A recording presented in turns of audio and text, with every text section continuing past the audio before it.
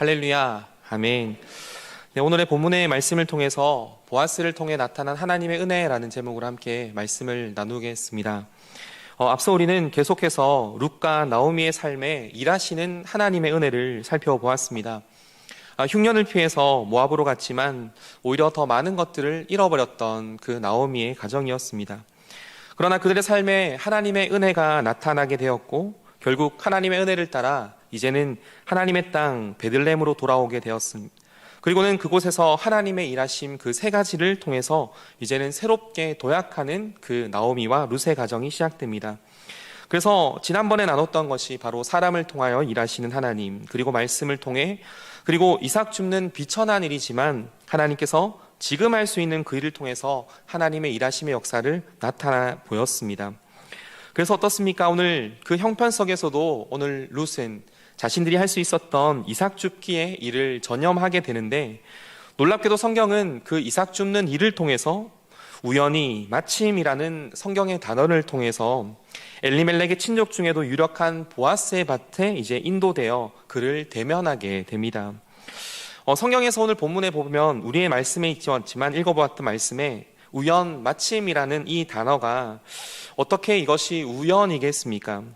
즉 하나님의 백성들의 삶에는 우연 그리고 마침이라는 표현으로 되어 있지만 이것은 우연이 아니라 하나님의 섭리이며 하나님의 은혜라는 것입니다. 세상 사람들은 우연이라고 말하지만 우리 믿는 자들은 우연이 아니라 하나님의 은혜와 섭리라고 읽는 것과 같습니다. 그런데 그 일들이 이제 어떻게 시작됩니까? 조금 더 구체적으로 오늘 본문을 통해서 나타나는 것을 보면 유력한 자 보아스를 통해서 이제는 우연과 같은 그 하나님의 섭리와 은혜가 이제는 그의 삶에, 룻과 나오미의 삶에 이제 펼쳐지기 시작하는 것입니다. 근데 사실 어떻습니까? 보아스를 통해 나타나는 그 은혜가 오늘 우리가 잘 알듯이 그것은 예수님의 그 사랑과 너무나 닮아 있습니다. 즉 낮고 천한 우리를 구원하시기 위해서 이 땅에 오신 예수님의 모습이 바로 룻을 구원하고 그 가정의 유력자오는 보아스와 닮아 있는 것입니다. 즉 구약의 보아스와 룻의 가정의 그 유력자는 바로 구속적인 의미에서 바로 예수님의 그림자로서 보아스를 우리에게 상징적으로 알려줍니다. 즉 아무런 의미 없는 이방 여인은 죄인된 우리를 상징하며 또한 보아스는 우리들에게 임하신 그 하나님의 은혜, 즉 예수 그리스도를 우리에게 상징적으로 말해줍니다. 그렇다면 오늘 보아스를 통해 나타난 놀라운 은혜를 통해 우리 역시 발견할 수 있을 것입니다. 즉 보아스를 통해 나타난 그 은혜가 이 여전히 어렵고 힘든 삶을 우리의 삶에 일어나는 하나님의 회복의 은혜가 역시 우리들에게도 일어나게 된다라는 것입니다. 오늘은 본문의 제목처럼 오늘 보아스를 통해 나타난 그 놀라운 은혜가 어떤 것인지를 세 가지 측면에서 한번 말씀을 살펴보고 말씀을 마치도록 하겠습니다. 첫 번째로 그 보아스를 통해서 나타난 은혜는 깊은 교제의 은혜입니다. 은혜라는 단어가 구약에서는 헤세드라는 단어로 나타나고 그리고 신약에서는 카리스라는 단어로 나타납니다. 즉 이 헤스데와 그 카리스라는 단어는 은혜와 긍휼 그리고 값없이 주시는 주님의 사랑을 표현하는데, 그런데 이 헤세드와 카리스 안에는 은혜와 은총이라는 그 뜻도 있지만 사실 교제라는 뜻도 함께 포함되어 있습니다. 즉 하나님과 인격적이고 지속적인 교제, 그것으로부터 함는 하나님의 은혜와 값없는 사랑, 이제는 죄인 되었던 우리의 삶에 단절되었던 그 사랑이 예수 그리스도를 통해서 다시 하나가 되는 그 회복의 그 은혜가 바로 헤세드와 카리스에도 있다라는 것입니다. 특별히 에베소서 2장 14절 말씀에 보면 우리에게 이렇게 말씀합니다. 그는 우리의 합형이신지라 둘로 하나를 만드사 원수된 것 곧 중간에 막힌 담을 자기 육체로 허시고 라고 말합니다. 즉 이게 무슨 말입니까? 죄인된 우리들은 하나님 앞에 원수된 자들로 결코 하나님과 합형을 이룰 수 없는 사람이라는 겁니다. 하지만 예수께서 이 땅에 오셔서 그 십자가로 자신의 몸을 버려 우리를 구속하실 뿐만 아니라 완전히 끊어졌던 그 은혜, 그것이 다시 회복되어져서 이제는 원수된 자리라 일컫던 우리들이 이제는 하나님의 자녀가 되는, 그래서 계시록의 말씀처럼 이제는 우리가 그리스도 안에서 하나님과 더불어 먹고 마시는 그리고 누리고 화평을 누리는 존재가 되었다라는 것을 오늘 말씀해 주는 겁니다. 오늘 본문에서도 어떻습니까? 바로 전혀 상관이 없는 보아스와 룻이 어떤 상하 관계 속에 있는 모습이지만 룻이 보아스를 통해서 이제는 하나님의 은혜, 그 교제의 은혜를 경험하기 시작하고 있다라는 겁니다. 그리고 그 교제를 통해서 어떤 회복이 일어납니까? 그의 삶에 보호가 일어나고 위로가 일어나며 또한 풍성한 채우심이 오늘 룻의 삶에 보아스를 통해서 나타나고 있다라는 겁니다. 그런데 오늘 교제의 은혜가 나타나는데 오늘 구체적으로 어떤 것을 통해서 나타나고 있습니까? 그것은 바로 보아스의 축복의 말을 통해서 오늘 룻에게 하나님의 은혜와 교제가 나타나게 됩니다. 즉 보아스가 하는 그 축복의 말이 교제에 물을 틔우고 그리고는 룻의 삶에 큰 은혜로 작용하게 되는 것입니다. 여러분, 교제의 깊이를 아는 것이 무엇일까요? 그것은 서로의 말의 깊이입니다. 즉 교제의 수준은 바로 말에서 온다라는 것입니다. 어떤 말이 오가느냐에 따라서 그 사람과 사람과의 교제의 수준이 그 깊이가 결정되는 것입니다. 막 욕설이 난무하고 부정적인 말이 난무하는 것에는 교제가 없고 불륜과 다툼뿐이 나타나지 않습니다. 하지만 축복의 말, 긍정의 말, 그러고 공감의 말, 배려의 말에는 오히려 소통을 불러내고 소통이 교제를 불러내고 그리고 그 교제는 아름다운 관계를 만들게 된다라는 것입니다. 그래서 오늘 본문의 8절 말씀에 보면 어떻습니까? 보아스가 룻을 부르는데 이렇게 불러봅니다. 한번 같이 고백하겠습니다. 보아스가 룻에게 이르되 내 딸아 들으라. 이삭 주우러 다른 밭으로 가지 말며 여기서 떠나지 말고 나의 소녀들과 함께 있으라. 할렐루야. 아멘. 여기서 우리가 주목할 만한 단어는 무엇입니까? 보아스가 룻에게 내 딸아라고 말하고 있는 것입니다. 사실 보아스와 룻 전혀 관계없는 사이지 않습니까? 그리고 지금 처음 보는 사이입니다. 그저 자신의 밭에 추수할 일꾼으로 어쩌면 그 이삭을 줍는 가부나 거린처럼 보일 그에게 어떻게 보아스는 함부로 대하지 않고 그를 딸이라라고 부르고 있는 것입니다. 물론 딸이라고 하는 것은 나이가 많은 보아스가 예의를 갖춰서 룻을 부르는 것이기도 하지만 전혀 그럴 필요가 없는 상황에서 그를 딸아라고 불렀다는 것은 오늘 이 딸아 하는 이 첫마디 이후에 룻이 또한 보아스에게 입는 그 은혜, 즉 보아스가 룻을 향해 행하는 행동과 태도와 배려에 따라서 더 깊은 교제가 나타나고 있다는 것을 오늘 보여주고 있습니다. 그래서 보아스는 룻에게 딸아라고 부를 뿐만 아니라 오늘 11절과 12절 말씀에 오늘 그 딸에 대한 의미들을 이렇게 확대해서 부여합니다. 제가 한번 읽어드리겠습니다. 보아스가 그에게 대답하이르되 내 남편이 죽은 후로 내가 시어머니에게 행한 모든 것과 내 부모와 고국을 떠나 전에 알지 못하던 백성에게로 온 일이 내게 분명히 알려졌느니라. 여호와께서 내가 행한 일에 보답하시기를 원하며 이스라엘의 하나님 여호와께서 그의 날개 아래에 보호를 바르러 온 내게 온전한 상 주시기를 원하노라 하는지라 라고 축복하고 있다는 것입니다. 즉 이 말이 무엇입니까? 내 딸아 라고 말하면서 오늘 아무런 상관도 없는 그에게 어쩌면 거린이로 가부로 아무런 사람도 아닌 사람에게 비춰지는 행동이 아니라 이제는 그의 마음을 이해하는 것처럼 내 남편이 죽은 후로 많은 고생이 있었구나. 내가 안다. 너의 그 힘듦을 안다. 그리고는 하나님께서 그것을 보답하고 하나님께서 너를 축복하고 보호하실 것이다 라고 말하면서 그에게 진심 어린 축복의 말로 그 교제의 깊이를 더해가고 있다라는 것입니다. 신앙생활이든지 일상생활이든지 관계 형성에 문제가 있는 사람의 특징이 있다면 그것은 말이 잘 안 된다라는 것입니다. 근데 말이 안 된다는 것이 말을 하지 못한다라는 것이 아니라 어떤 상황에 맞지 않는 말들이나 어쩌면 나쁜 말, 어쩌면 비난의 말, 상황에 맞지 않는 뒤틀어진 말을 은연중에 하기 시작한다라는 것입니다. 그런데 그런 사람과 마주하면 어떻습니까? 참 마음이 갑갑해지기 일쑤입니다. 어쩔 때는 입술은 거치지 않은데 오히려 냉담한 말, 때로는 날카로운 말, 이런 말들은 그 서로의 교제를 방해하고 어쩌면 어쩔 수 없는 상황 속에서 있으면 더욱더 불편한 것이 이런 말을 가진 사람이라는 것입니다. 그런데 하나님과의 영적 교제 속에서도 오늘 우리는 어떤 말로 하나님 앞에 나아가야겠습니까? 늘 불평과 불만으로 하나님 앞에 구하지는 않습니까?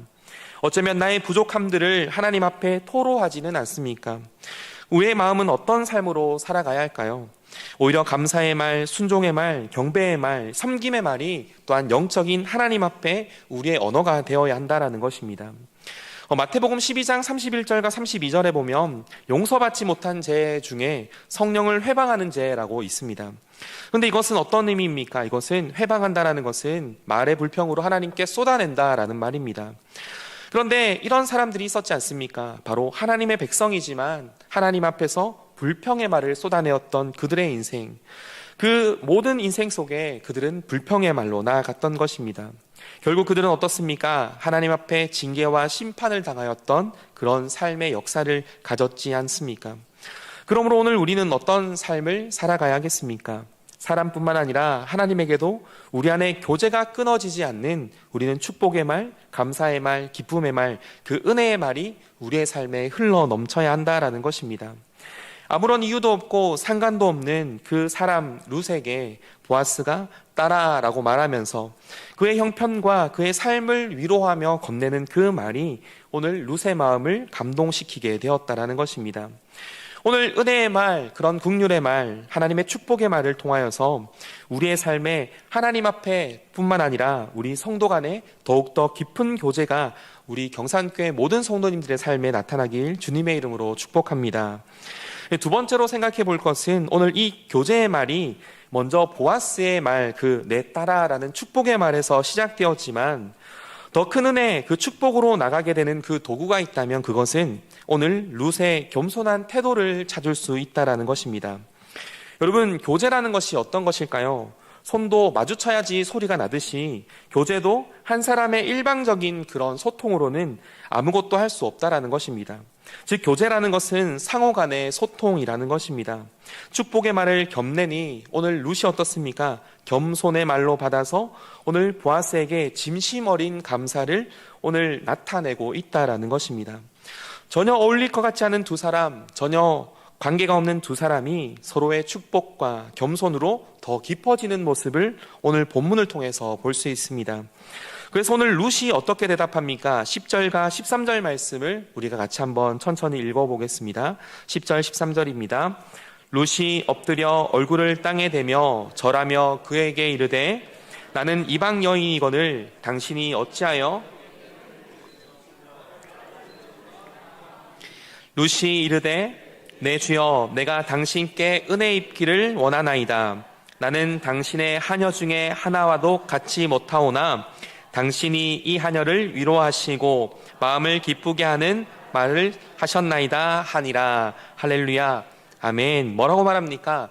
먼저 딸아라고 말하면서 그의 어려웠던 형편들, 네가 겪었던 모든 것을 안다, 하나님께서 보호하실 것이다 라는 그 축복의 말을 건네니 룻이 땅에 얼굴을 대고 절하여서 오늘 나의 이방 여인인데 어떻게 이렇게 큰 은혜를 베푸십니까? 라고 겸손하게 화답합니다. 그러니 또한 보아스가 너의 형편을 들었다라고 말하니 다시 한 번 더 13절에는 내가 당신께 은혜 입기를 원합니다. 이 하녀 같은 나를 위로하시니 마음을 기쁘게 하는 말을 하시니 어찌 내가 이 마음을 하나님 앞에 드리겠습니까? 라면서 서로 소통하고 교제하는 더 깊은 은혜의 자리로 나타나고 있다라는 것입니다. 오늘 룻의 장점이 무엇입니까? 그것은 바로 겸손에 있습니다. 그런데 그 겸손은 어떤 겸손입니까? 단순히 자신을 낮추는 것이 아니라 자신의 무능함을 인정하나 오히려 은혜 앞에서 당당하게 서 있다라는 것입니다. 왜 그렇습니까? 오늘 본문의 말씀에 보면 내가 이방 여인이거늘 하며 자신의 가장 큰 컴플렉스를 스스로 말하고 고백하고 있다라는 것입니다. 사실 룻이 이방 여인이지만 그 유대 말론의 합법적인 아내였습니다. 그리고 유대 시어머니와 나오미와 함께 베들레헴으로 돌아왔습니다. 그리고 심지어 그의 고백은 어떻습니까? 어머니의 백성이 나의 백성이 되고 어머니의 하나님이 나의 하나님이 됩니다라는 놀라운 믿음의 고백 또한 있습니다. 그런데 만약에 룻의 입장에서 자신의 신분을 잘 포장해서 소개한다면 오히려 이방 여인이라는 자신의 컴플렉스를 감추어야 하는 것이 맞습니다. 또한 스스로 이삭 죽기를 할 만한 사람이 아닌데 라고 말하면서 이 상황을 모면하기 위해서 여러 가지 자신의 것들을 가지고 포장하는 것, 어쩌면 자신의 구차한 설명을 나는 이런 사람이 아닌데 하면서 아마 해야 했을 것입니다. 그리고 뿐만 아니라 자신의 비천한 환경을 탓하지도 않습니다. 그리고 스스로 낮은 자존감으로 비굴하게 굴지도 않습니다. 또한 자신의 체면을 위해서 시어머니를 험담하거나 자신의 처한 환경을 탓하지도 않고 오히려 자신의 컴플렉스를 숨기지 않고 드러내고 있다라는 것입니다. 즉 겸손하나 정직한 그의 모습의 당당함이 어떻습니까? 오히려 자존심 상할 수 있는 상황을 받아들이고는 오히려 보아스의 그 따라하며 축복하는 말에 겸손히 축복의 말로 돌릴 수 있는 그의 모습이 어쩌면 보아스의 마음을 더욱더 감동하게 한다는 것입니다. 어쩌면 이 부분에서 정말 보아스가 이 여인은 다르구나 하면서 어쩌면 반했을 수도 있을 것입니다. 즉 자신의 약점을 주저앉는 오히려 겸손함과 그 당당함이 오늘 사람을 끌리게 한다는 것입니다. 사람이 사람을 상대할 때 자신의 약점을 드러내는 것이 어떤 이유겠습니까? 먼저는 그 컴플렉스가 나를 좌절하지 하지 못하게 하고 또한 그것이 나를 무너뜨리지 못하게 한다는 고백과 의지입니다. 뿐만 아니라 자신의 약점을 드러낸다는 것은 그 상대방과 더 깊은 교제를 나누겠다라는 표현입니다. 교제하기 싫은 사람에게 자신의 약점을 드러내는 사람이 어떻겠습니까? 그저 형식적인 대화로 겉핥기로 그냥 뭐 그렇습니다 하고 지나가 버리겠지만 오늘 룻은 그러지 않았던 것입니다. 뿐만 아니라 하나님의 말씀을 따라 하나님의 삶을 따라 자신의 약점을 간정하는 사람들의 모습에 그 마음에 무엇이 있습니까? 자신의 연약함을 통해서 일하시는 그 하나님을 통해 오늘 그와 마음을 통하고 또한 내가 연약했지만 누렸던 그 은혜를 통해서 그 사람에게 공감하며 이것을 통해서 더 깊은 소통으로 교제로 나아가는 것, 이것이 자신의 약점을 드러내는 고백인 것입니다. 그리고 또한 신학적인 의미 속에서 우리의 약함을 하나님 앞에 고백하는 것이 무엇입니까? 즉 구원의 은혜가 언제 일어나게 됩니까? 내가 전적으로 부패하고 타락하여 이제는 내가 아무것도 할 수 없습니다 라고 손들고 겸손하고 주님 앞에 나아갈 때 그때 하나님의 구원의 은혜의 역사가 우리의 삶에 나타나며 바로 하나님의 긍휼하심의 은혜가 우리의 삶에 나타나게 된다라는 것입니다. 그래서 오늘은 어떻습니까? 보아스의 그 축복의 말에 룻이 겸손하게 고백하여 소통하여 나아간 것처럼 우리 역시 이런 고백, 겸손한 삶의 고백이 우리의 삶에 필요하다라는 것입니다. 즉 자신의 그 약함의 컴플렉스에 주눅들지 않고 그 은혜를 은혜로 받는 그 낮은 자의 겸손을 통해 하나님의 은혜를 누리는, 그리하여 우리의 약함이 하나님 앞에서 더 큰 강함으로 나타나길 소망합니다. 그리고 세 번째로 생각해 보아야 할 것은 무엇입니까? 마지막으로 이런 축복의 말 그리고 또한 겸손의 정직한 말로 서로 더 깊은 교제가 일어나니 그 교제 속에서 놀라운 은혜가 더 부어지더라는 것입니다. 오늘 우리의 삶에 교제가 풍성해져야 하는 이유가 무엇입니까?